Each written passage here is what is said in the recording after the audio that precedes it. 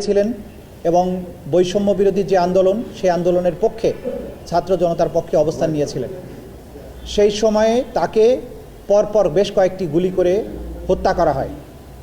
এই হত্যাকাণ্ডের আগে বেগম রোকেয়া বিশ্ববিদ্যালয়ের সেই সময়ের প্রক্টর এবং ছাত্রলীগের নেতাকর্মীরা এই বৈষম্য বিরোধী ছাত্র আন্দোলনের উপরে নানানভাবে বৈষম্য বিরোধী ছাত্র জনতার উপরে কয়েক দফায় হামলা করে, তাদেরকে বিশ্ববিদ্যালয়ের ভেতর থেকে লাঠিপেটা করে বাইরে বের করে এবং রাস্তায় যখন তারা দাঁড়িয়েছিল তখন খুব ঠান্ডা মাথায় একের পর এক গুলি করে তাকে হত্যা করা হয়।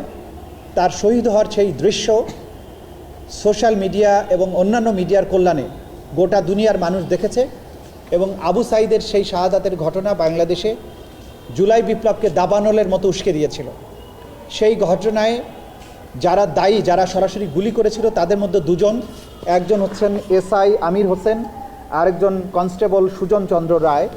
তারা অলরেডি রংপুরে দায়েরকৃত একটি মামলায় জেল হাজতে আটক আছেন। পাশাপাশি সেই সময়ে রোকেয়া বিশ্ববিদ্যালয়ের যিনি প্রক্টর ছিলেন শরীফুল ইসলাম, তিনি এবং এমরান চৌধুরী আকাশ, ছাত্রলীগের বেগম রোকেয়া বিশ্ববিদ্যালয়ের তদানীন্তন সাধারণ সম্পাদক, যারা এই হামলার সাথে সরাসরি সম্পৃক্ত ছিলেন, তারা আরেকটি মামলায় গ্রেপ্তার হয়ে জেল হাজতে আছেন। তাদেরকে আন্তর্জাতিক অপরাধ ট্রাইব্যুনালের মামলায় গ্রেপ্তার হিসেবে প্রদর্শন করার জন্য আজকে আমরা একটা আবেদন করেছিলাম। আদালত সেই গ্রেপ্তার দেখানোর আবেদন মঞ্জুর করেছেন। আগামী 9 এপ্রিল তাদেরকে এই ট্রাইব্যুনালে প্রডিউস করার জন্য নির্দেশ দিয়েছেন এবং এই মামলার নির্ধারিত তারিখ আগামী তারিখ হবে 9 এপ্রিল। আমরা আপনাদেরকে যেটা বলতে চাই, 9 এপ্রিলের মধ্যে যেহেতু আবু সাঈদের ঘটনাটি তদন্ত প্রায় সমাপ্ত হয়ে গেছে, 9 এপ্রিলের মধ্যেই আমরা আশা করছি আবু সাঈদের ঘটনার তদন্ত রিপোর্ট এই আদালতে দাখিল করা সম্ভব হবে।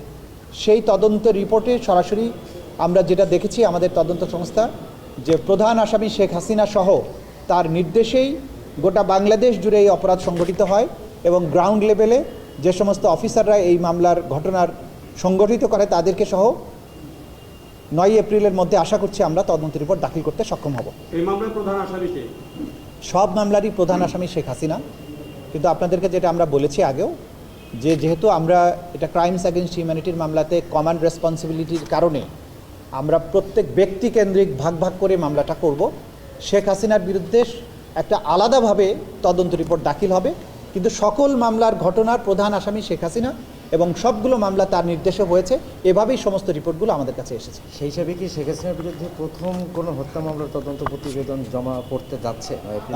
আমরা ওইভাবে বলবো না, কারণ শেখ হাসিনা হত্যা সহ সব ঘটনার দায়ে তার বিরুদ্ধে আমরা সম্পূর্ণ আলাদাভাবে তদন্ত রিপোর্ট দাখিল করতে যাচ্ছি। সেজন্য শেখ হাসিনারটা আলাদাভাবেই হবে।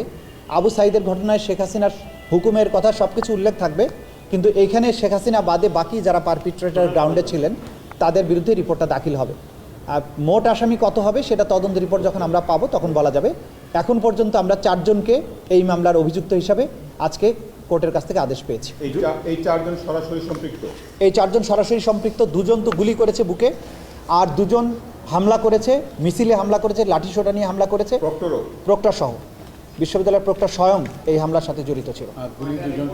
জুলাই বিপ্লবের আইকনিক ঘটনা, কিন্তু এই মামলাটা দায়ের করতে আপনারা এতটা সময় নিলেন কেন?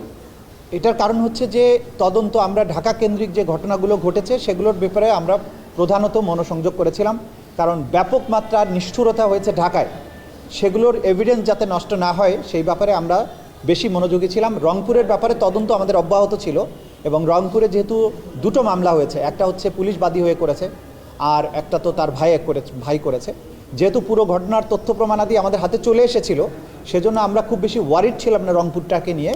আমরা অন্যান্য ঢাকার যে নিষ্ঠুরতার ঘটনাগুলো সেগুলোর ব্যাপারে বেশি মনোযোগী ছিলাম।